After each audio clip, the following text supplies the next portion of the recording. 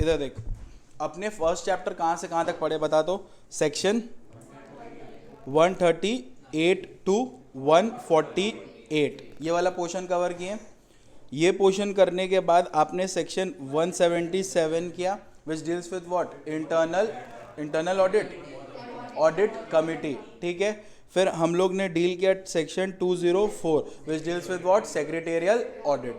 फिर कुछ फॉर्म्स पढ़ा था, ADT 1 2 3 4। Am I clear with this? ये सारे सेक्शंस और फॉर्म्स मिला के आपके पेपर में मिनिमम, मतलब अगर गड़बड़ कर भी दिया इंस्टीट्यूट तो 20 मार्क्स कहीं नहीं गया है, ठीक है। और अगर मूड अच्छा हुआ तो 25 मार्क्स भी जा सकता है, और अगर भूल गया हो बाकी देना कुछ तो 30 मार्क्स भी जा सकता है। यानी कि ऑन एन एवरेज इस पे कितना मार्क्स, अब 20 मार्क्स तो आना ही आना है।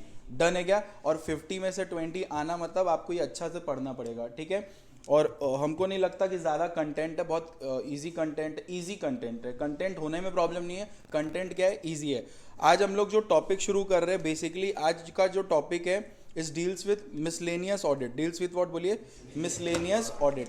मिसलेनियस ऑडिट का मतलब होता है कि काम वाला ऑडिट नहीं, बहुत ज़्यादा काम वाला ऑडिट, लेकिन यहाँ मिसलेनियस ऑडिट का बोलने का मतलब है कि कुछ कुछ ऑडिट्स जो स्पेसिफिकली एक पर्टिकुलर एंटिटीज या फिर पर्टिकुलर ट्रांजैक्शंस या फिर पर्टिकुलर चीज़ों का होता है, ठीक है। इसके अंदर हम लोग बहुत तरह तरह के ऑडिट्स के बारे में पढ़ेंगे। जैसे सबसे पहले पढ़ेंगे branch audit, joint audit, audit of hospitals, audit of education institutes, audit of stocks, audit of inventories. ये सारा क्या है बोलो तो ऑडिट का डिफरेंट चीज़ है। इसमें से आपका कोई भी 4 तरह का ऑडिट कंपलसरी पेपर में आएगा। ये जो चैप्टर है मिसलेनियस ऑडिट, ये आपके पेपर में करीब करीब कितना मार्क्स रखता है बोलिए? 8 मार्क्स का। समझ आ रहा है अच्छी तरह से? आइदर 4 या एक ही 8 मार्क्स का। Am I clear with this? अब 8 मार्क्स ये एकदम फिक्स्ड है, ऐसा नहीं है कि ये आएगा ही नहीं, ये आना ही आना है मिसलेनियस ऑडिट, ठीक है। अपना जो पूरा ऑडिट है वो कितना चैप्टर में डिवाइडेड है? 3 chapter.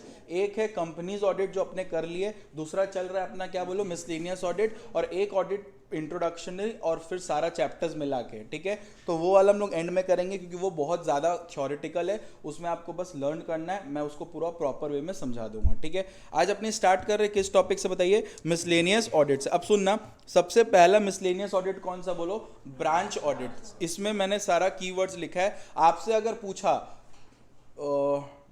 State the procedure of branch audit, state the procedure of branch audit, तो आपको यही लिखना है। ये मैं खुद से नहीं लिख रहा हूँ, आपका इंस्टीट्यूट प्रोसीजर बोल के भी यही दिया है। तो इसका बोलने का मतलब है, प्रोसीजर का मतलब हम लोग को लगता है स्टेप्स कि कैसे ऑडिट कंडक्ट होगा, लेकिन वो लोग उसके बारे में कुछ बोला नहीं है, वो लोग यही बोला है। तो वही मैंने आपके सामने कीवर्ड्स को प्लेस किया, ठीक है। तो सबसे पहले क्या दिख रहा है आपको बोलिए? Branch audit. हम लोग ने एक टॉपिक डिस्कस किया था कि मान लीजिए एक कंपनी है ए लिमिटेड, एक कंपनी जिसका नाम क्या बताइए? ए लिमिटेड। इस कंपनी का जो ऑडिटर रहेगा, इस कंपनी का जो ऑडिटर रहेगा वही इसके ब्रांचेस का ऑडिट करेगा। याद करो हम लोग डिस्कस किए थे, इस कंपनी का जो ऑडिटर रहेगा वही इसके अगर कोई ब्रांचेस है तो उसको ऑडिट करने का पावर क्या है? इसके पास है।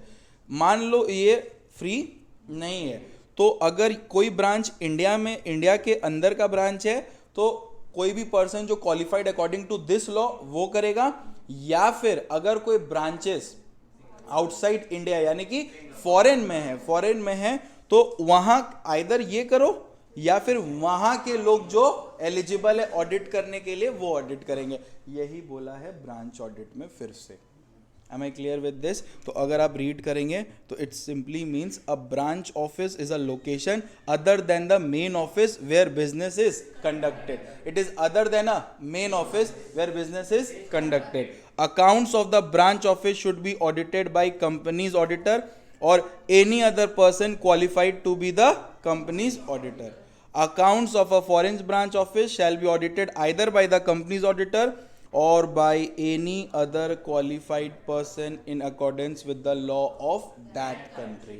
Am I clear with this? फिर next, the branch auditor should send his report to the company's auditor who should incorporate it in the main report. ये बहुत कॉमन सेंस है। जब ऑडिट हम नहीं किए तो आपको रिपोर्ट भेजना पड़ेगा, क्योंकि मेन जो कंपनी होता है ना उसको आप लोग सुने होगा अकाउंट्स में भी कंसोलिडेटेड फाइनेंशियल स्टेटमेंट्स भी बनते हैं। क्या बोलते बोलो? कंसोलिडेटेड फाइनेंशियल स्टेटमेंट, ये वर्ड सुने होंगे। इसमें भी हम लोग कंसोलिडेट करते हैं हर ब्रांचेस के सब कुछ को, ठीक है, तो इसको कंसोलिडेटेड फाइनेंशियल स्टेटमेंट्स भी बोला जाता है। डन है। अब ये सारा कुछ आप देंगे and duties and responsibility of the branch auditor is same as those of the main auditor. जो ड्यूटी था ब्रांच ऑडिटर का, जो मेन ऑडिटर का, वही सेम ड्यूटी है किसका, बोलो, ब्रांच ऑडिटर। तो बताओ बच्चा लोग, ब्रांच ऑडिट के अंदर हम लोग क्या क्या समझे? बहुत सिंपल सा बात है, branch audit is a place other than the main office where we need to conduct an audit. Branch audit must be conducted by the company's auditor or any other person qualified to become a company's auditor. If branch is in foreign, then such audit must be conducted by company's auditor or any other person qualified to become an auditor according to the law of that country. समझ आ रहा है? Branch audit report must be sent to the main office and should be inculcated into the main reports. Am I clear with this? आपको मैं कभी नहीं बोला कि आपको वर्ड टू वर्ड लर्न करना है, बट कीवर्ड्स आपको याद रखना है ताकि आप लिख पाए, ठीक है। नेक्स्ट जो ऑडिट होता है वो किससे डील करता है बताइए? Joint audit. अब एक बात बताओ, एकदम कॉमन सेंस का बात हम तेरे से पूछता है, क्या रिलायंस को जानते हो? ठीक है, रिलायंस कंपनी छोटा कंपनी है कि बहुत बड़ा कंपनी है? टाटा कंपनी जो है वो बड़ा है कि छोटा है? बड़ा कंपनी है। डन है। अब हम बात करते हैं ये रिलायंस और टाटा का, ये लोग के पास क्या एक हम तुम जैसे आदमी जाके ऑडिट कर सकते हैं?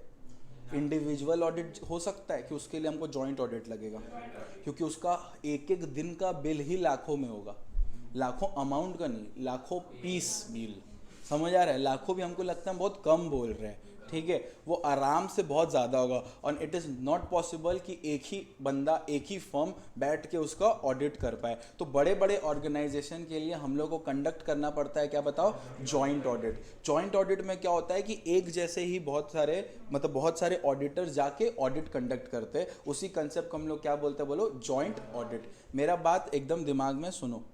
जॉइंट ऑडिट करते वक्त क्या होगा? टीम बैठेंगे, ऑडिटर्स के क्या बैठेंगे? टीम।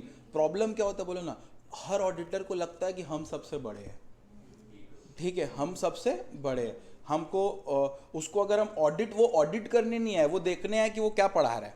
सपोज कर लो हम लोग जैसा 4 टीचर बैठा है, ठीक है, चारों को लगेगा कि हम महान हैं, ठीक है, वो वाला दिन ही चला गया जहाँ रिस्पेक्ट ऑफ नॉलेज होता है। सब यहाँ पे एक ही चीज़ पे कि हम महान हैं, ठीक है। अब 4 जन बैठा है, 4 जन को महानता समझ आ रहा है, उसी तरह ऑडिटर लोग, 4 जन में फाइट होगा।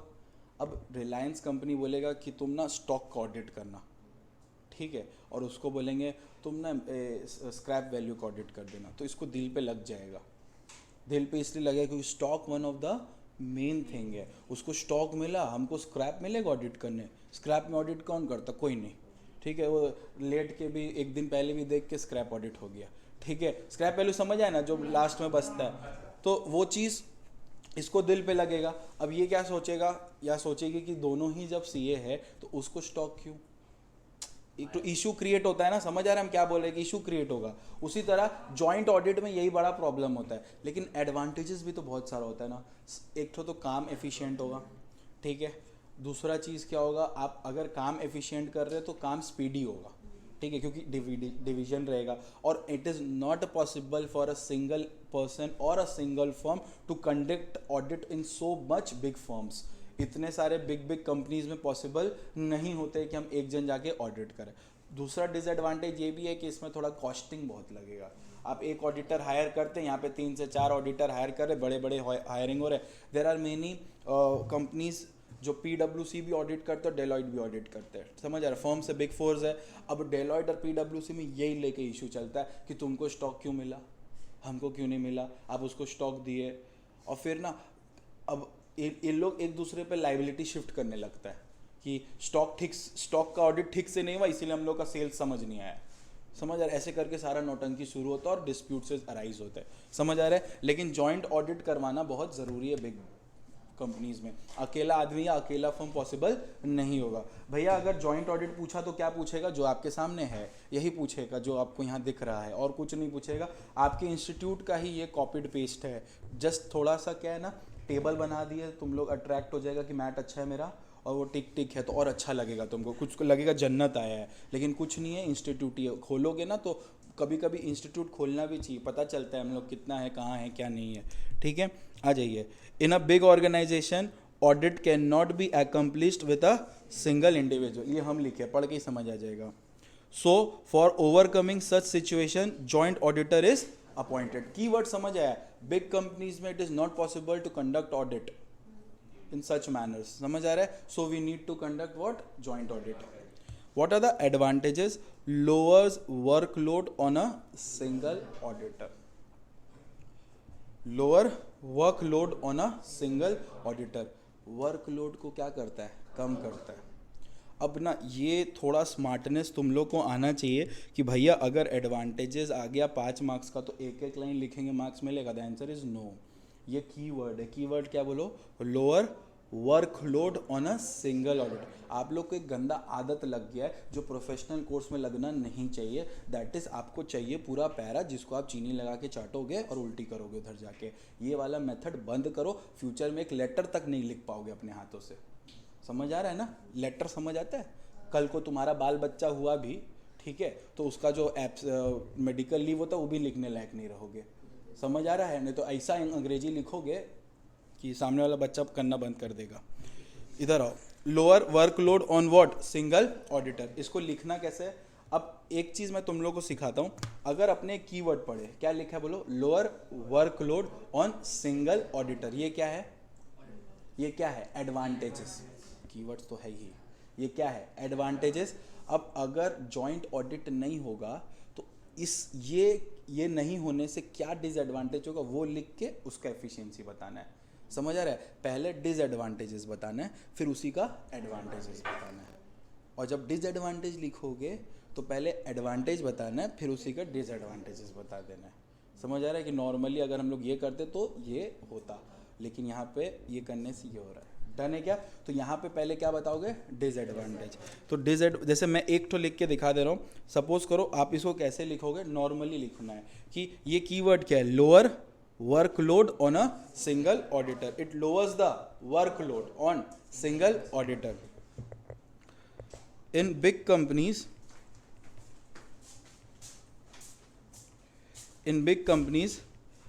it is not possible. In big companies, it is not possible. In big companies, it is not possible to conduct audit through any individual or क्या बोलो? single firm. Hence joint audit is conducted to reduce क्या बोलो? Workload on a single auditor. तो आपको समझ आए आपको कैसे लिखना है? I am clear with this? तो पहला एडवांटेजेस क्या बताइए? Lowers workload on single auditor. Number 2, timely completion of audit. Obvious सा बात है, जब इतने जन ऑडिट कर रहे हैं तो सब कुछ समय पे होगा. ठीक है. Time completion. Improved quality of audit due to sharing of experience. ये झूठ है, ऐसा होता नहीं है. ठीक है. फिर भी हम लोग के एग्जाम में नकली लिखना ही है. Improved quality of audit due to sharing experience. अब PwC वाला जाके पूछेगा डेलॉइट से, ये थोड़ा सा बताओगे क्या? और सामने वाला ये नहीं सोचेगा कि उसको हेल्प चाहिए. सामने वाले का उसको पता नहीं है, देखा हमको आता है, उसको ये भी नहीं पता है. ठीक है. हम लोग कुछ जगह ना बहुत ज़्यादा कुछ जानते हैं और एकदम बेसिक चीज़ भी नहीं जानते. ठीक है. तो बेसिक चीज़ पे इंसान को जज नहीं किया जाता. ठीक है. अभी हम किसी से पूछ लेंगे ना कि हमारे देश में कितना कॉन्टिनेंट्स है. ठीक है. अभी एक से एक मतलब हमारे मतलब पूरा कॉन्टिनेंट कितना वर्ल्ड में. ठीक है. तो फिर अलग अलग लेवल के लोग निकलेंगे, एक से एक टैलेंटेड. ठीक है. हम GST पढ़ा रहे थे, यूनियन टेरिटरी पूछ रहा है एक जन क्या होता है. ठीक है. तो उसमें घबराने का नहीं है. क्यों घबराने का नहीं है? क्योंकि ज्योग्राफी पढ़ता कौन है. ठीक है. तो ये चीज़ पे जज नहीं करना है आपको कि उसको वो नहीं आता, ये नहीं आता. यहाँ पे क्या होता है? Improved quality of audit due to what? Sharing of experience. Sharing of experience मतलब यहाँ पे इतने सारे लोग आते हैं, अपना एक्सपीरियंस से शेयर करके उसको ईजी बनाते हैं. डन है क्या? नेक्स्ट क्या है? हेल्दी कॉम्पिटिशन्स, ऑब्वियस सा बात है, सब बेस्ट अपना अपना दिखा रहे हो तो सबको बेस्ट दिखाना है ना कि हम इसमें बेस्ट है, तो ये हेल्दी कंपटीशन है। पॉइंट क्या है, कंपटीशन रहने से वर्क एफिशिएंट होता है, ठीक है, यानी कि healthy competition leads to efficient work, ठीक है।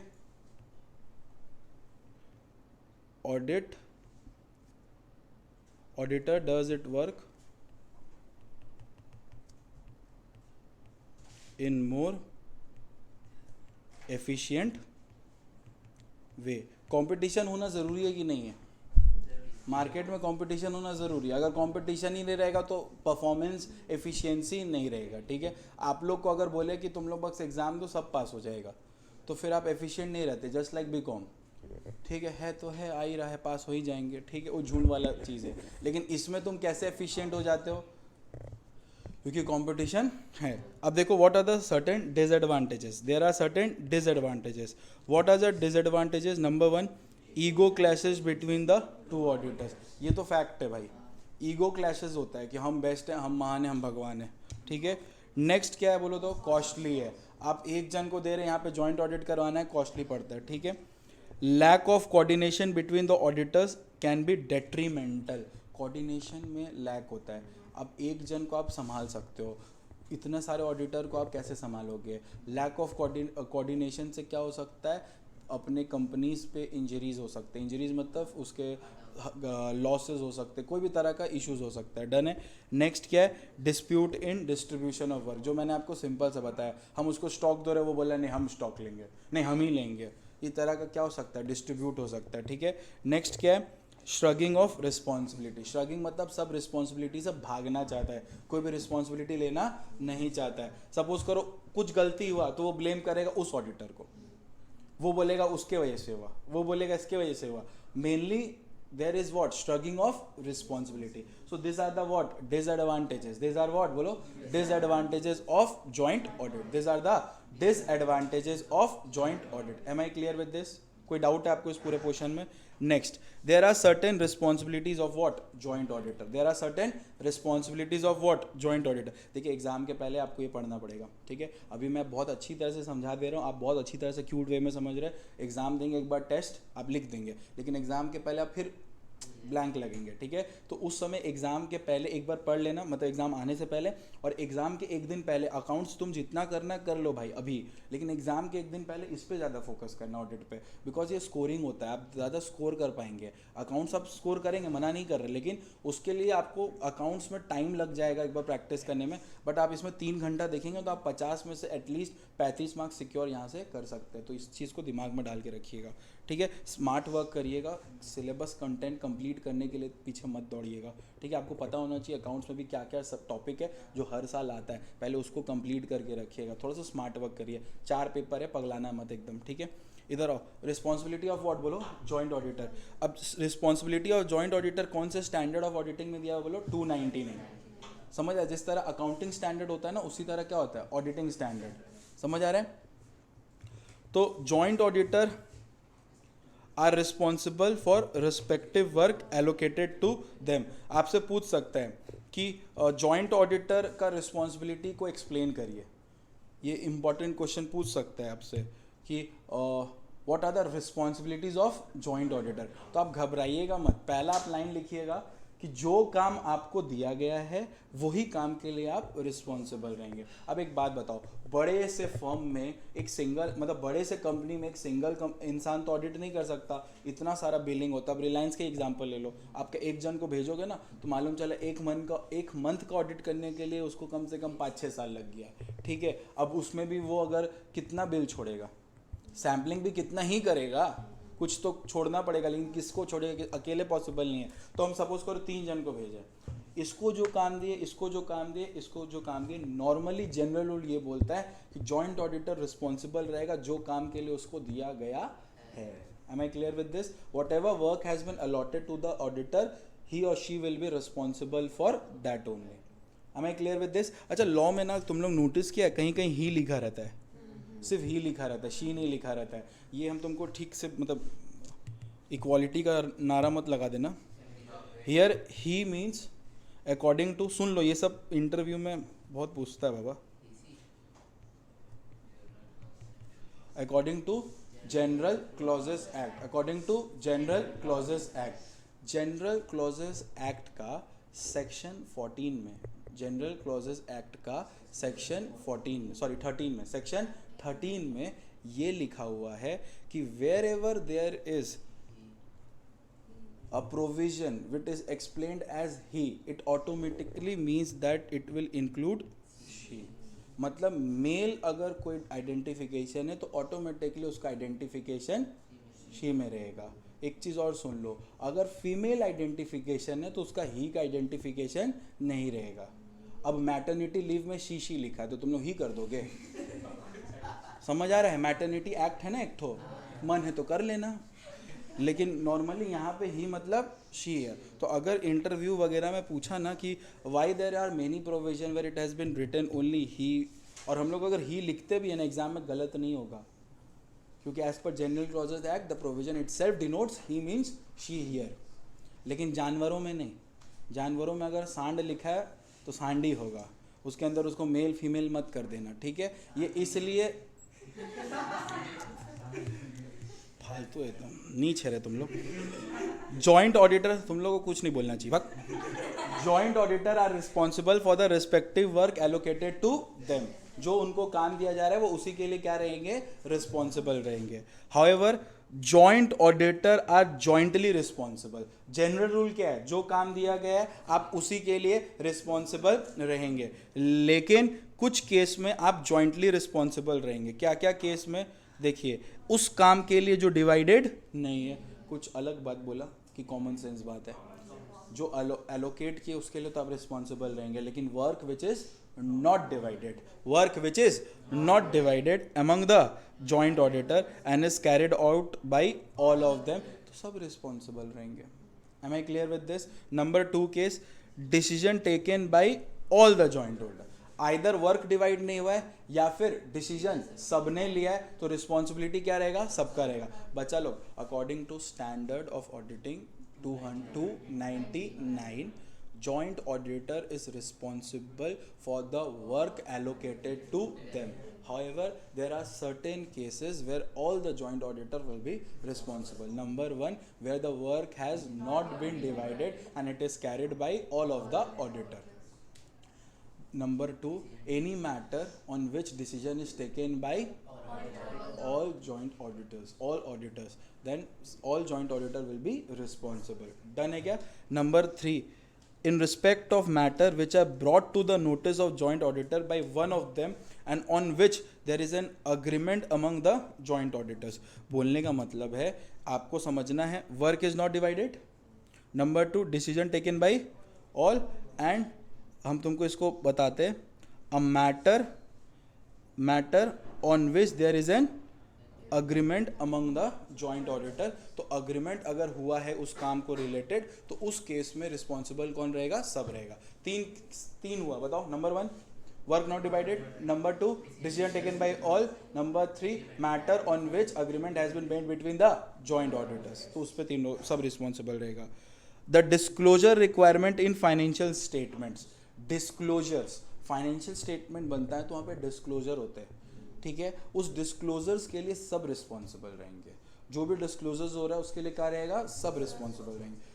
ये क्यों रहेंगे, यह बात नहीं है, ये as per standard of auditing set है कि वो डिस्क्लोजर्स जो भी आप उसके लिए भी लायबल नॉर्मली रहेंगे, सब रहेंगे. वो नहीं बोल सकता ये डिस्क्लोजर हम तो नहीं दिए थे, नहीं. फाइनेंशियल स्टेटमेंट ऑडिटर है. अच्छा, जॉइंट ऑडिट करता अलग अलग है, लेकिन क्या सब अपना अलग अलग ऑडिट रिपोर्ट बनाता है? सब एक इनिशियल ऑडिट रिपोर्ट बनाता है अपना अपना, बाद में उसको मर्ज करके कंपनी एक ही ऑडिट रिपोर्ट प्रिस्क्राइब करता है. समझ आ रहा है? नॉर्मली यही होता है, नॉर्मली. क्लियर हुआ? ऐसा नहीं कि वो अपना ऑडिट स्टॉक का अलग ऑडिट रिपोर्ट बना दिया, कंपनी का बिटोड़ते रहेगा सबका ऑडिट रिपोर्ट. यहाँ ऑडिट जॉइंट ऑडिट करवाने का मेन इंटेंशन क्या है? ताकि काम फास्टली हो. काम क्या हो? फास्टली हो, एफिशिएंटली हो, जल्दी हो. समझ आ रहा है? अच्छा, for ensuring that the audit report complies with the requirement of the relevant statutes. अब देखो, ऑडिट रिपोर्ट बनेगा, क्या बनेगा बोलो, ऑडिट रिपोर्ट। तो उस ऑडिट रिपोर्ट जो बन रहा है उसके लिए भी सारे ऑडिटर ही क्या रहेंगे, रिस्पॉन्सिबल रहेंगे, बिकॉज आपको ऑडिट रिपोर्ट एज पर जो कंप्लायंसेस है वैसे ही बनाना है। Am I clear with this? तो क्या क्या मैटर है, work is not divided, decision taken by all, matter in which agreement has been made, number 4 disclosure requirement, number 5 audit reports. Next क्या बोलता है, मतलब ये खत्म, joint auditor should be able to arrive at an agreed report. जैसे कि मैंने बोला आपको, देखो ये रहा रिस्पॉन्सिबिलिटी का ये वाला सीन खत्म, अब ये पॉइंट है वो खत्म, ठीक है। Okay, where the joint auditor are in disagreement on any matter each one should express his opinion through a separate report. Normally audit report जब बनता है तो सब मिल के बनाता है, ठीक है, और अग्रीड होके बनाता है, ठीक है, एक जैसे ही बनाता है, कोई भी अलग डिसएग्रीमेंट नहीं होना चाहिए। By chance if there is any disagreement तो आप अपना सेपरेट रिपोर्ट देंगे। Am I clear with this? आप क्या देंगे, अपना सेपरेट रिपोर्ट देंगे। This is all about what बोलो, joint audit. Am I clear with this? तो हम लोगों ने 2 टॉपिक कवर किया, एक कवर किया बोलिए ब्रांच ऑडिट और दूसरा कवर किया जॉइंट ऑडिट। अब थर्ड आता है audit of securities, audit of securities. अच्छा, audit of securities and shares. आप शायद इंटर लॉ में एक सेक्शन पढ़े थे, सेक्शन 39 और सेक्शन 40, ठीक है, section 39 and 40 of companies act 2013 which deals with irregular allotments, अगर आपको याद है तो फिर मैं डायरेक्ट मूव करता हूँ, अगर आपको याद नहीं है तो प्लीज़ फ्रीली एक्सप्रेस करिए ताकि मैं एकदम फिर से बताते हुए आपको ऑडिट समझा दूँ। एकदम सच बताओ, फिर से बता दे। Okay, section 39 and 40, section 39 and 40 of what, Companies act 2013 deals with irregular allotment. मेरा बच्चा लोग उसको शॉर्ट फॉर्म में पढ़ा था, मैकडोनल्ड से प्यार, मैकडोनल्ड से प्यार, MCDPR, समझ आ रहा है, MCD, मैकडोनल्ड्स PR, ठीक है। तो मैकडोनल्ड से प्यार में ये 5 कंडीशन था जो हम लोग पढ़े थे। नॉर्मल रूल क्या होता है बेटा, कि जब कभी भी कोई कंपनी IPO लाने का सोचता है, IPO इनिशियल पब्लिक ऑफर, जब कभी भी company first time share issue करता है तो उसको हम लोग क्या बोलते हैं बोलो, IPO बोलते हैं, ठीक है। तो IPO लाने का कंपनी का पहला स्टेप होता है कि उसको सबसे पहले ड्राफ्ट करना है, क्या बोलो, प्रोस्पेक्टस, और उससे भी पहले जो इंटरनल मैनेजमेंट का काम है कंपनी का, वो अप्लाई करना for listing. Am I clear with this? Company if want to issue share first need to apply for listing.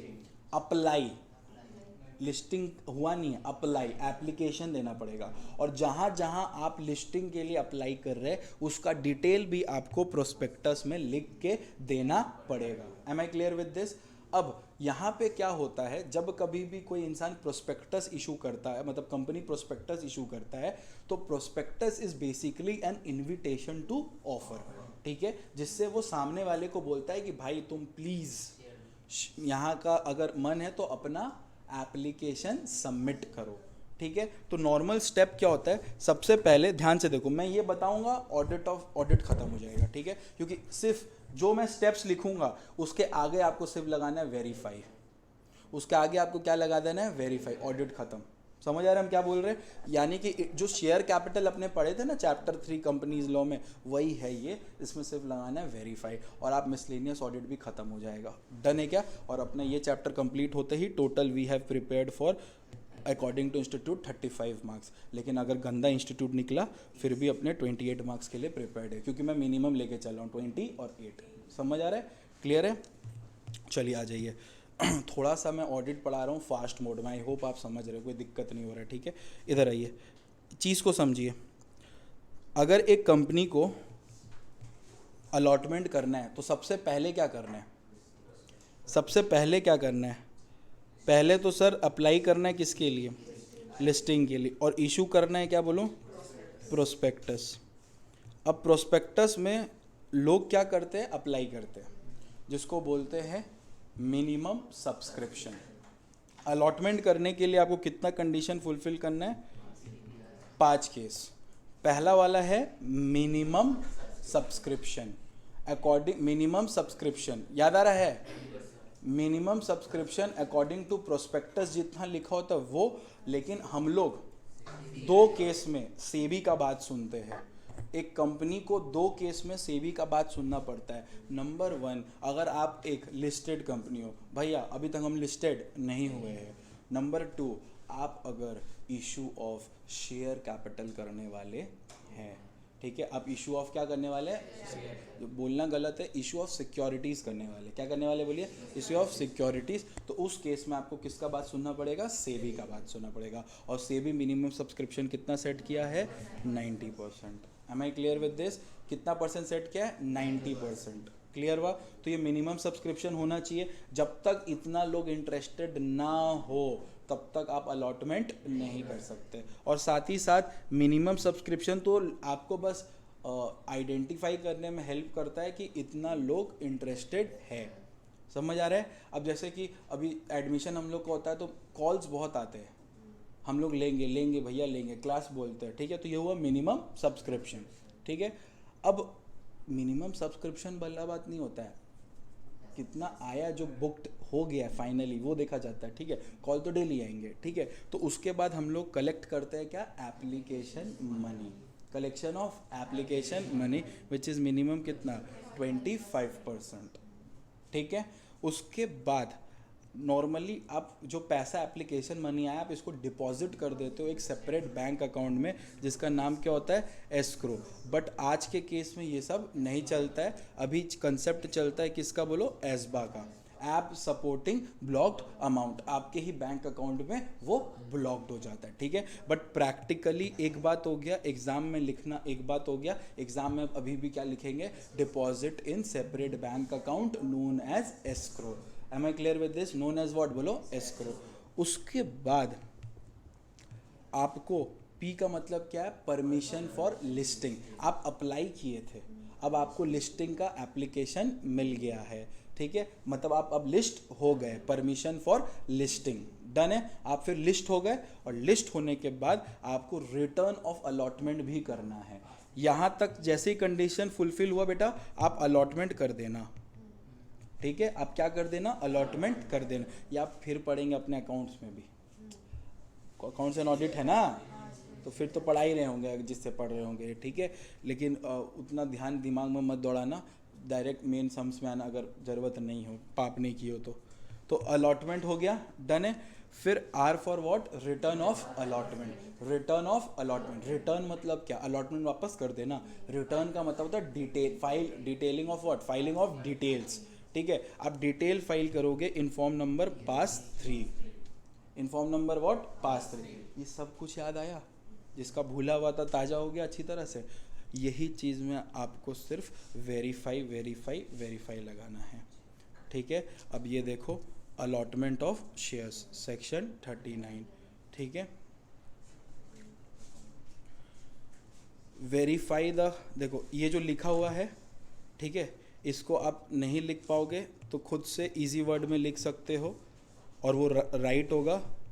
आपको एग्जाम में पूछेगा ऑडिट ऑफ सिक्योरिटीज़ या शेयर्स, ऑडिट ऑफ सिक्योरिटीज़ या फिर शेयर्स, बेटा दो ही चीज़ पूछेगा, ऑडिट ऑफ सिक्योरिटीज़ या फिर शेयर्स, ऑडिट ऑफ सिक्योरिटीज़ या फिर शेयर्स। तो ये हुआ अलॉटमेंट ऑफ, क्या बोलो, शेयर्स का बात ही कर रहा होता है। डन है क्या? इसका सेक्शन क्या है बोलो, 39। अब अगर स्मार्ट वर्क करना है तो आप सिंपल लिख सकते हो, check whether section 39 has been followed और नॉट। हो गया, अब चेक कर लो तुम 39, लेकिन आपको ये नौटंकी वहाँ दिखाना नहीं है। 5 मार्क्स का आएगा, ऊपर से तुम लोगों को बोलेगा चेक 39, तो वो नहीं होगा। तो यहाँ पे सबसे पहले आपको लिखना है वेरीफाई, क्या लिखोगे, verify weather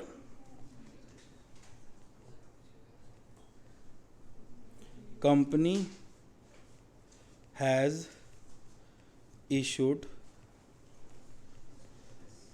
prospectus, companies has issued prospectus, companies has issued prospectus as per, नहीं लिखोगे,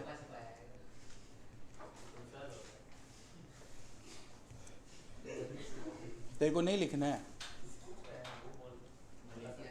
अगर नहीं लिखना है तो क्या करेगा?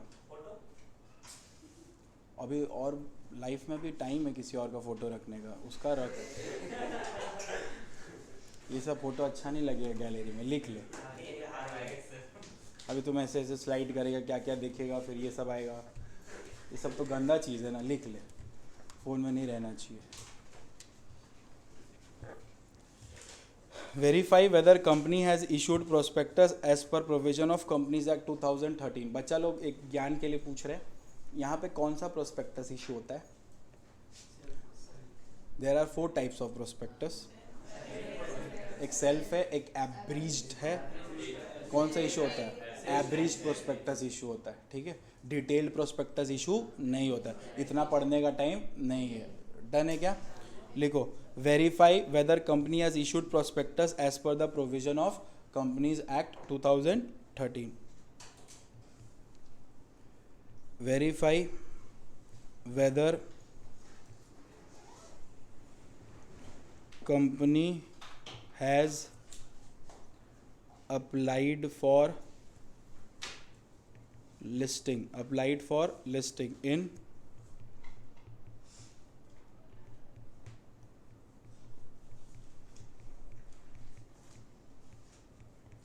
कहाँ पे बोलो? In recognized stock exchange. Apply करना पड़ता है ना लिस्टिंग के लिए।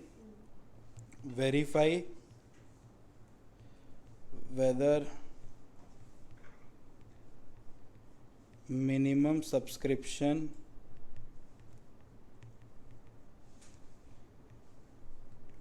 has been obtained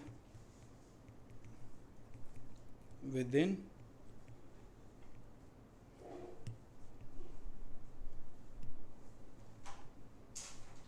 within 30 days from the date of thank you. हमको लगा बोलेगा allotment.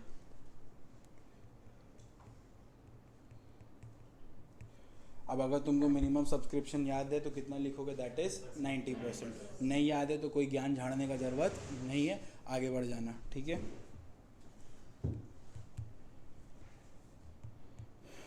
Verify whether minimum application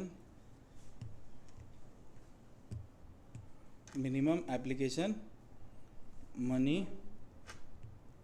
has been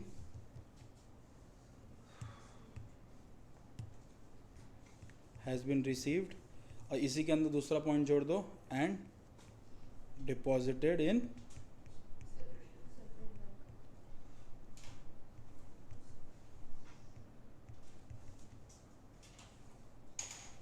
bracket में लिखोगे escrow.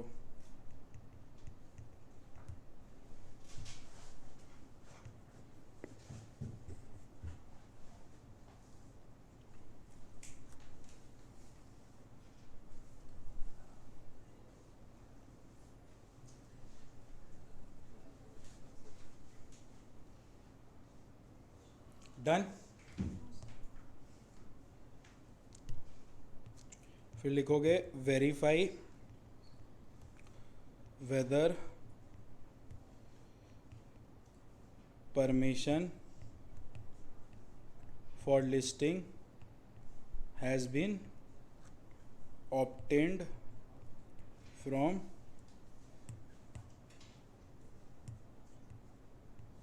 recognized stock exchange before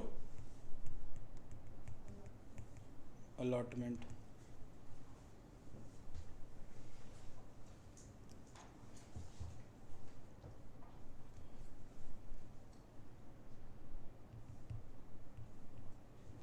Verify that soon after allotment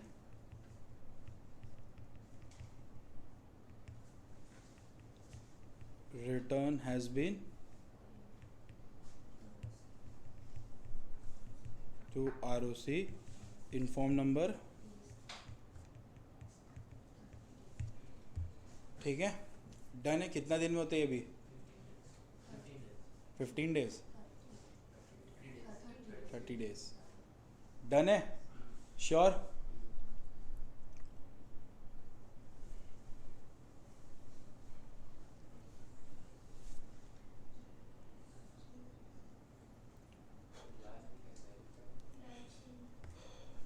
Verify that soon after allotment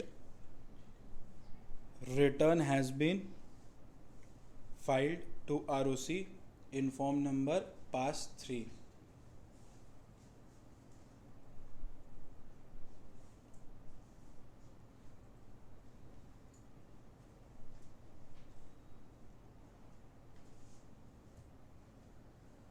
done है? Clear हुआ? तो अपना ये ऑडिट क्लियर हो गया, मतलब ऑडिट ऑफ सिक्योरिटीज क्लियर हुआ। कॉपीड है ना? तो आपको मैंने ये मेथड बता दिया है, ठीक है, वेरीफाई लगा लगा के, यानी कि आपको लॉ याद रखना पड़ेगा और उसके आगे क्या लगेगा, वेरीफाई। उसके बाद आप अपने वर्ड्स में भी लिख सकते हो, ऐसा नहीं कि आपको डॉट टू डॉट यही लिखना है, बट आप वेरीफाई ऐड करके उसको कर सकते हो। ऑडिट का मतलब क्या होता है, चेकिंग, है ना? तो वही ना करोगे कि कंप्लायंसेस फॉलो हुआ है कि नहीं हुआ, इसीलिए वर्ड ऐड क्या करोगे, बोल verify. Am I clear with this? अब देखो एक आता है alteration of share capital. Alteration of share capital section 61, याद करो ऑल्टरेशन भी ये था सेक्शन 61 में। उसके आगे भी, हाँ क्या बोल रहे हैं, 5 केसेस होता है जिसको ऑल्टरेशन बोला जाता है। ऑल्टरेशन करने के लिए क्या किया जाता है वो याद करो। ऑल्टरेशन करना है, जब आपको ऑल्टरेशन करना है तो हम लोग यहाँ पे OR इन GM पास करते हैं, समझ आ रहा है? तो ये ऑल्टरेशन वाला सारा चीज़ है। अब ऑल्टरेशन से जैसे कि मैं आपको बताता हूँ, लॉ क्या बोलता था सेक्शन 61 में, आपको पहले आर्टिकल आपका ऑथोराइज होना चाहिए। आपका आर्टिकल क्या होना चाहिए, ऑथोराइज होना चाहिए। फिर आपको जनरल मीटिंग बुलाना पड़ेगा। जनरल मीटिंग बुलाने के लिए कितना दिन का क्लियर नोटिस देना पड़ता है, 21 क्लियर डेज का नोटिस देना पड़ता है। ये सब कुछ लिखा होना चाहिए, मतलब आपको यही सब चेक करना है। फिर चेक करना है कि OR इन GM पास हुआ है कि नहीं हुआ है, और फिर ऑल्टरेशन होने के बाद MOA में उसको ऑल्टर किया गया है कि नहीं किया गया। अगर MOA का ज़रूरत पड़ा ऑल्टरेशन चेक करने का, तो देखो हम तुमको एकदम सिंपल सा बात बताते हैं, कन्फर्म दैट। अब कन्फर्म की जगह तुम क्या लगा सकते हो, वेरीफाई। आपको मन है तो आप कन्फर्म भी लगा सकते हो, बट मेरे को लगता है it's better to use word verify. Done है क्या? Verify that alteration is authorized by article of association, ठीक है?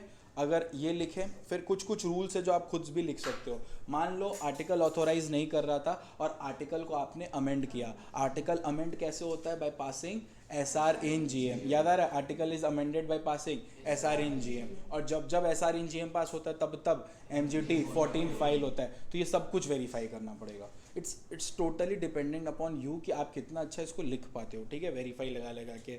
तो verify where the alteration is authorized by article of association. Number 2, आपको चेक करना है बोर्ड और जनरल मीटिंग रेजोल्यूशन। भैया बोर्ड क्यों, याद रखो कंपनी में कोई भी डिसीजन अगर शेयर होल्डर लेता है उससे पहले एक बोर्ड मीटिंग में उसका डिस्कशन हुआ रहता है, तब जाके जनरल मीटिंग होता है। और जनरल मीटिंग भी कौन बुलाता है, बोर्ड ऑफ डायरेक्टर्स। याद करिए, general meeting is called by board of directors. नहीं सर हम तो शेयर होल्डर को भी देखे, शेयर होल्डर का प्राइमा फेसी रिकॉर्ड नहीं है मीटिंग बुलाने का। प्राइमा फेसी हमेशा किसका रहता है, बोर्ड ऑफ डायरेक्टर्स को। तुम शेयर होल्डर को देखे होगे EGM में बुलाते हुए, तुम NCLT को भी देखे होगे जब डिफ़ॉल्ट होता है प्रोविजंस का तो वो भी बुलाता है। तो तुम बोलो तीनों बुला सकते हैं, नहीं, बुलाने का पावर सिर्फ एक ही जन का है, that is board of directors. तो उसी तरह कोई भी मैटर का डिस्कशन अगर करना है तो सबसे पहले कौन करेगा, बोर्ड। उसके बाद वो पास होगा किसके पास, बताओ, शेयर होल्डर के पास। तो आपको वेरीफाई करना है कि दोनों रेजोल्यूशन हुआ है, और ऑल्टर करने के बाद आपको वेरीफाई करना है कि वही ऑल्टरेशन MOA और AOA में हुआ है कि नहीं हुआ है। Am I clear with this? Verify that such alteration is carried out in the memorandum of association and article of association. अब ध्यान से सुनो, confirm that the altered share capitals denomination should be more than ₹1। देखिए alter वाले का denomination कुछ होना चाहिए। ऑल्टर किया है 0 वैल्यू, ये तो नहीं चलेगा। ऑल्टर मतलब चेंज किया। ऑल्टरेशन इंक्लूड्स क्या क्या, मर्जिंग, जब आप 2 शेयर्स को 1 कर देते हो, 1 शेयर्स को 2 कर देते हो, शेयर कैपिटल का रिडक्शन भी क्या है, ऑल्टरेशन है, इंक्रीज भी क्या है, ऑल्टरेशन है, ठीक है। शेयर्स को स्टॉक में कन्वर्ट होना भी क्या है बोलो तो ऑल्टरेशन है, समझ आ रहा है। Verify that proper accounting entries have been passed, clear हुआ, प्रॉपर अकाउंटिंग एंट्री भी आपने पास किया है ऑल्टरेशन करते वक्त, क्लियर हुआ अच्छी तरह से। अच्छा, और जब वो सब कुछ हो गया तो आप रजिस्टर ऑफ मेंबर को भी चेक करिएगा, ठीक है। आप पढ़े होंगे रजिस्टर ऑफ मेंबर बनाया जाता है, ठीक है, सेक्शन 80 से 88 के अंदर रहता है। सीएमए के लिए वो सब टॉपिक एकदम वाहियात, कोई नीड का नहीं रहता है, ठीक है, कि आप बैठ कर रजिस्टर, चार्जेस, डिपॉजिट, ये सब फालतू टाइम वेस्ट करें, ठीक है। तो सीधा सा कंक्लूजन यही है कि यहाँ पे आप क्या सीखे, दो टॉपिक सीखे, एक आप सीखे ऑल्टरेशन, एक आप सीखे ऑडिट ऑफ शेयर्स जो सेक्शन 39 पे सीखे, फिर आप क्या सीखे, reduction alteration of share capital under section 61, उसका भी बहुत क्लियर है आपको। उसके अंदर क्या क्या समझना है बोलो, वेरीफाई वेदर आर्टिकल ऑथोराइज और not, if article has been amended to do alteration of share capital, then verify whether such alteration has been done by passing SRA in GM and MGT 14 has been filed to ROC within 30 days, समझ आए। verify, उसके बाद क्या करोगे, verify whether such alteration have been approved by board, verify whether such alteration have been approved by shareholder by passing ORA in GM, ठीक है। verify whether such general meeting has been called fulfilling the three condition for a valid meeting, that the meeting must be properly conducted, convened or called, done है। आपको औकात होना चाहिए, आप लिख सकते हो, ठीक है। इफ़ यू विल फील कि हमको इतना ही पढ़े हैं और कैसे लिखे, अगर ये 5 मार्क्स का आ गया तब आप फालतू हो, आपको औकात समझ आना चाहिए आपके पास। मैं आप वहाँ पे सिर्फ एक पर्टिकुलर टॉपिक लेने नहीं जा रहे, आप प्रोफेशनल हो, क्यों बच्चा लोग की तरह बिहेव कर रहे हो, और इतना ही घुसा था, इतना ही लिख पाएंगे, you have to explore yourself there, समझ। अब लिखना मतलब कुछ भी मत लिखने लगना, दिल का बात स्पेशली तुम नहीं, तुम फ़ोन में रखता ना तो अगल बगल कुछ और पढ़ लिया हो तो वो भी लिख देगा, अब वो कभी फ़ोटो खींचेगा तो सोचेगा।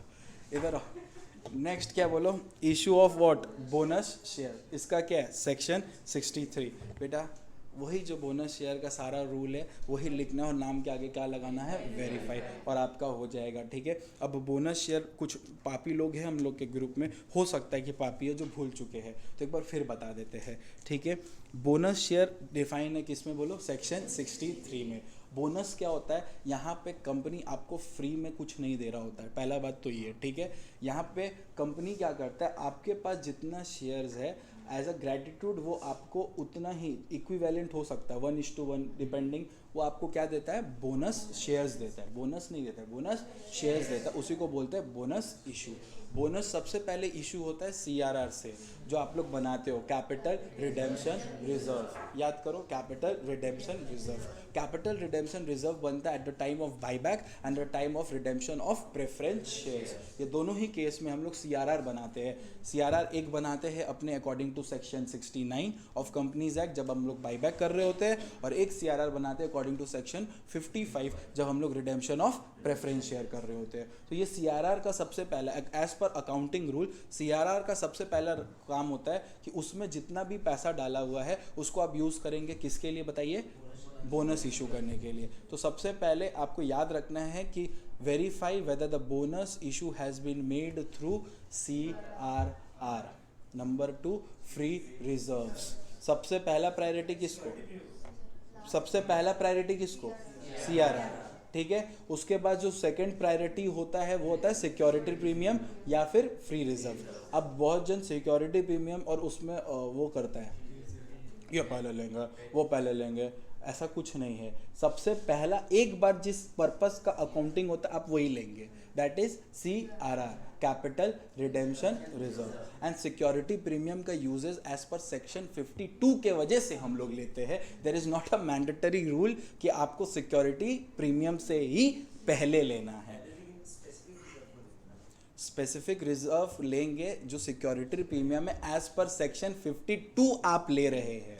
I am saying that security premium section 52 होता है ना, जिसमें आप यूजेस ऑफ सिक्योरिटी प्रीमियम पढ़ते हैं, बहुत सारा यूजेस लिखा रहता है, समझ आ रहा है? तो उस लाइन में वो पढ़ता है, इसीलिए उसको पहले ले रहे होते हैं। Am I clear with this? It is not a mandated rule according to bonus to take from security premium. समझ आ रहा है? मैं आपको कनेक्ट कर रहा हूं, आप उस सेक्शन 63 की वजह से नहीं ले रहे हो, आप ले रहे हो उसको अकॉर्डिंग टू सेक्शन 52 के वजह से। Am I clear with this? Because this are the certain uses. याद आ रहा है यूजेस पढ़े थे सिक्योरिटी प्रीमियम का? अच्छा, according to section 63, according to section 63 बहुत क्लियर बात बोलता है कि आपको चेक करना है कि वो बोनस इशू हुआ है through CRR, security premium and free reserve. समझ आ रहा है? फिर verify whether such issue has been approved by board. पहले बोर्ड अप्रूव करेगा, बोर्ड रेजोल्यूशन पास करके। शेयर होल्डर लोग के पास डायरेक्ट पावर नहीं है। उसके बाद ऑर्डिनरी रेजोल्यूशन है बोनस इशू के लिए, तो वो भी आपको क्या करना है? वेरीफाई करना है। फिर आपको वेरीफाई करना है कि बोनस क्या इन ल्यू ऑफ डिविडेंड तो इशू नहीं हो गया ना, डिविडेंड के बदले तो इशू नहीं ना हो गया, वो आपको चेक करना है। फिर चेक करना है कि बोनस जो आप इशू कर रहे हो क्या वो किसी कारण से फुल्ली पेड अप होना चाहिए। पार्टली पेड अप में बोनस इशू नहीं होता बेटा। वही लॉ को आपको सिर्फ लगाना क्या है? बोलो, वेरीफाई वेरीफाई वेरीफाई। ठीक है, जिसके पास मेरा मैट है लॉ का भी आपको ही लॉ पढ़ के सामने वेरीफाई डाल देंगे, आपका हो जाएगा। ठीक है, कोई उसमें अलग कोई आपको अलग कुछ नहीं पढ़ना पड़ेगा। जिनका नहीं है उनको यहाँ हिसाब से आप कर सकते हैं। Confirm that bonus issue is authorized by article of association. आपको याद है ना कि आर्टिकल मस्ट क्या होना चाहिए? ऑथोराइज होना चाहिए। नंबर 2 का जो रूल है, नंबर 2 रूल क्या बोलता है? आपको चेक करना है बोर्ड या general meeting resolution in which bonus issue is approved. ठीक है, आप चेक करिएगा कंपनी इशू करे बोनस शेयर किसको? सिर्फ और सिर्फ मेंबर्स को ही। समझ आ रहा है? किसी और को नहीं। confirm that the issue of bonus share shall not be made capitalising reserve created by the revaluation of assets. ये भी आप पढ़े हैं कि आप bonus issue revaluation of asset वाले फंड से नहीं कर सकते। डन है क्या? फिर बोले थे ना चेक करी कंपनी कोई डिफ़ॉल्ट नहीं ना किया पेमेंट ऑफ इंटरेस्ट। भाई तुम यहाँ पे बोनस इशू दे रहे हो, इतना सारा पेमेंट डिफ़ॉल्ट करके रखे हो, पहले वो क्लियर करो फिर तुमको क्या करने देंगे? बोनस इशू करने देंगे। तो वही लॉ लिखना है कि verify whether company has not defaulted, whether company has not defaulted in the payment of interest principal in respect of fixed deposit debt securities issued by it। भाई तेरे को कहीं और पैसा देना है तो पहले वो दे दे, फिर बाद में तुम अपना बोनस इशू करना। ये बहुत सिंपल रूल हम लोग सीखे थे, बाई बैक में भी सीखे हैं, प्रेफरेंस शेयर्स में भी सीखे हैं कि भाई तेरा और कहीं डिफॉल्ट बाकी है तो वो भी ध्यान, पहले वो पेमेंट कर। समझ आ रहा है? बाई बैक में हम पैसा देने नहीं देते थे। अगर मेरे इंटरेस्ट प्रिंसिपल डिबेंचर का रिडेम्पशन प्रेफरेंसर का बाकी है तो हम तुमको बाई बैक करने नहीं दे सकते। Buy back is an option for company to do so, but preference share is not an option. Preference share आपको रिडीम करना ही करना है। तो सबसे पहला प्रायोरिटाइज्ड होता है क्या? Redemption of preference shares, debentures. Am I clear with this? Preference shares का redemption होता है maximum 20 years and for infrastructure 30 years. Same on the hand of dividend it is 10 years. Am I clear with this? तो आपको redemption पहले वो preference देना है। तुम लोग को समझ आ रहा है ना? ठीक है? ओके। चेक वेदर कोई भी तरह का स्टैट्यूटरी ड्यू ना फेल किया हो। याद करो पढ़ाए थे बोनस इशू करने से पहले आपको सब कुछ चेक करना, आप ग्रेचुइटी ये सब का पेमेंट स्टैट्यूटरी ड्यू रोक के रखे तो आपको बोनस इशू करने हम नहीं देंगे। अब चेक करो क्या बोनस शेयर इशू नहीं ना हुआ है in lieu of dividend. Am I clear with this? In lieu of what बोलिए? डिविडेंड। तो अब आपको समझ आया? तो क्या आपको ऑडिट टफ लग रहा है? जिस हिसाब से वो टफ दिखाया जा रहा था वो टफ बिल्कुल नहीं है। ठीक है, as per for CMA inter audit ऐसे ही पढ़ना है आपको एकदम। 50 मार्क्स को ना थोड़ा 50 मार्क्स का फील देना ही बंद हो गया है। ठीक है, उसको ऐसा हेवी बना दिया जाता है, बच्चा एक सब्जेक्ट देखने लगता है उसको। अब वो DT IDT का बात अलग है भाई, वो हेवी ही है, लेकिन कुछ कुछ जगह वो हेवी अगर नहीं है तो वो एडजस्ट हो सकता है। डन है क्या? नेक्स्ट आ जाओ, बाईबैक ऑफ शेयर्स सेक्शन 68। फिर से बाईबैक में हम लोग क्या पढ़े थे? बाईबैक क्या होता है?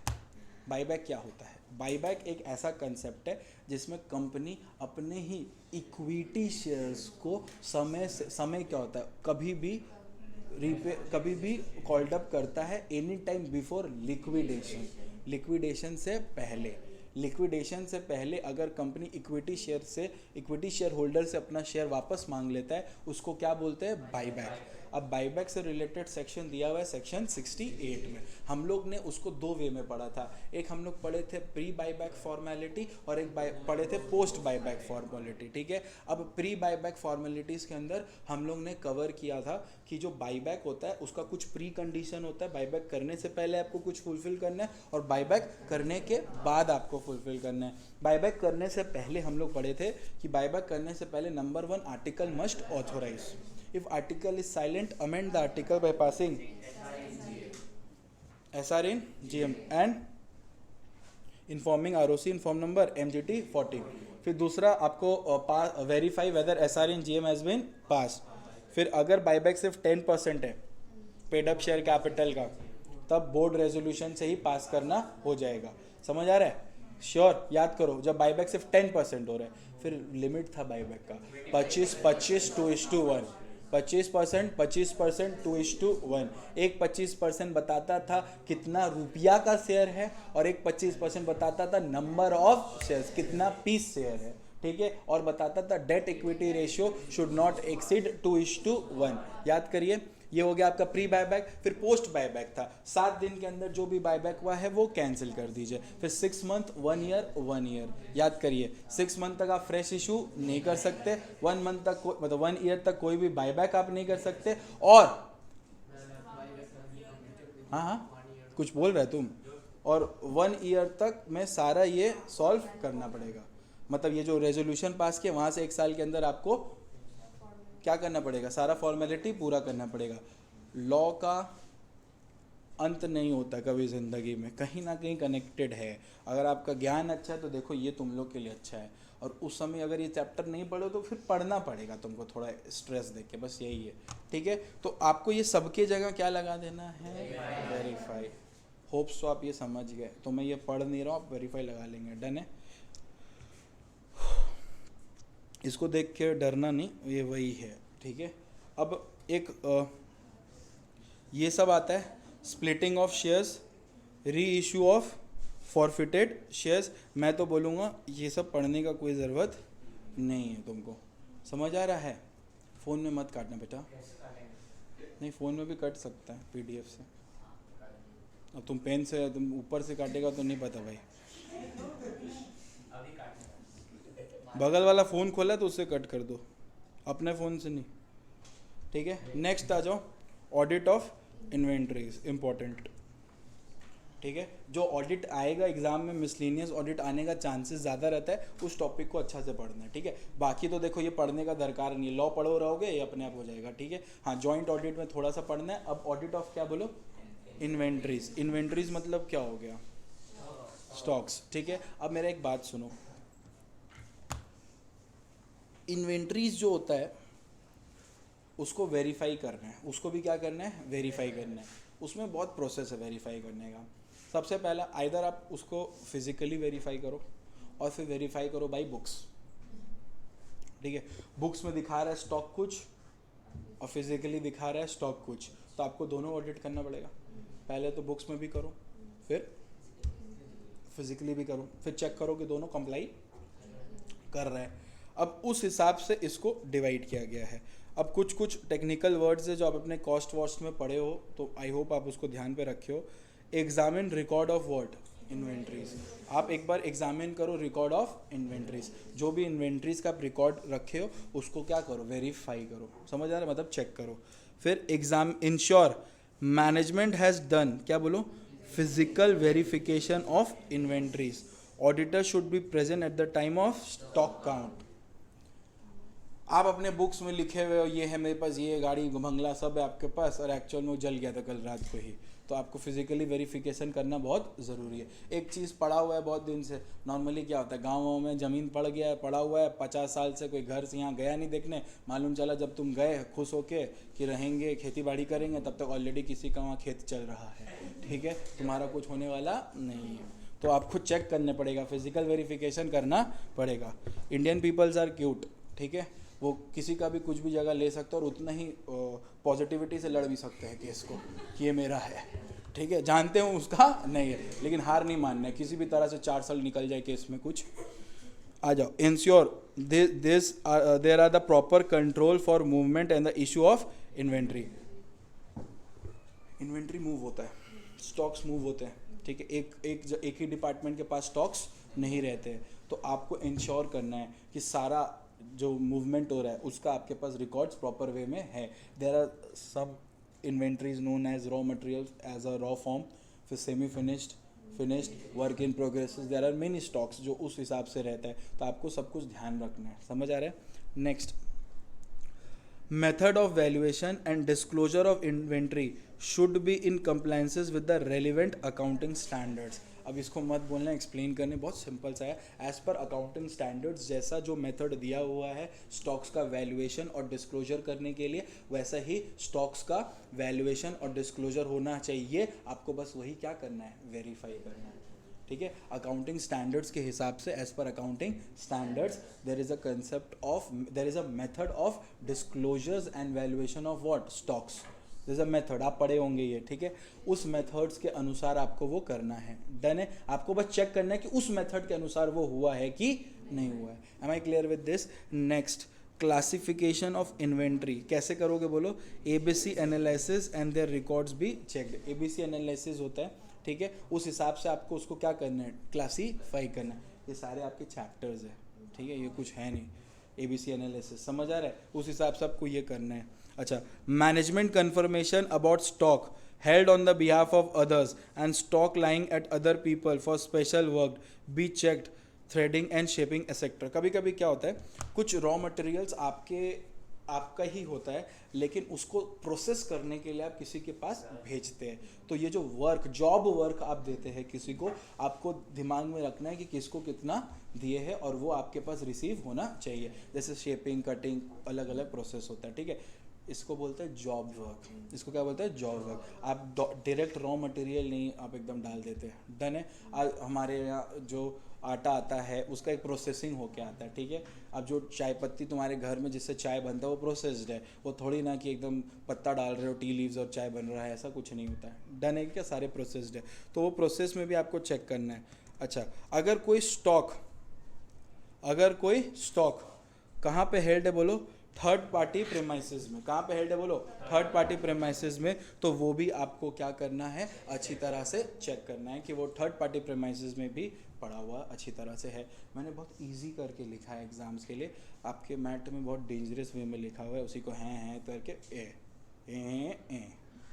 कुछ भी करें ऑडिट, ठीक है। कुछ समझ ही नहीं आ रहा है, हम 2 मिनट तक बोले क्या बोला, ये ऑडिट हो रहा है, हो कुछ नहीं रहा है। तो ये सारा कीवर्ड्स है, आप इसको ऐसे लिख सकते हो, ठीक है। देखिए 8 मार्क्स के लिए आपको अगर कुछ पढ़ना पड़े तो पढ़ लो, ठीक है, और ये अभी कर लो। नेक्स्ट क्या बोलो, ऑडिट ऑफ फिक्स्ड एसेट्स। इसमें भी कुछ चीज़ जो बहुत कॉमन है, मैं आपको पहले बता देता हूँ। एसेट्स है, तो एसेट्स में सबसे पहला एसेट्स का रिकॉर्ड चेक करोगे, एसेट्स को फिजिकली वेरीफाई करोगे, एसेट्स को चेक करोगे कि उस पर डेप्रिसिएशन मिल रहा है कि नहीं, डेप्रिसिएबल वैल्यू लिखे हो कि नहीं लिखे, ये सब कुछ आपको चेक करना है, जिसको कॉमन सेंस पे है। अब देखो number 1, auditor should review internal control over what, acquisitions like authorization, capital budgeting etcetera. आपको ये सब रेफर करना पड़ेगा क्योंकि ये फिक्स एसेट से रिलेटेड होता है, डन है। फिर आपको क्या करना बोलो, फिजिकल वेरिफिकेशन ऑफ व्हाट बोलो, फिक्स एसेट्स। फिर check whether proper records are maintained, records are maintained है कि नहीं है।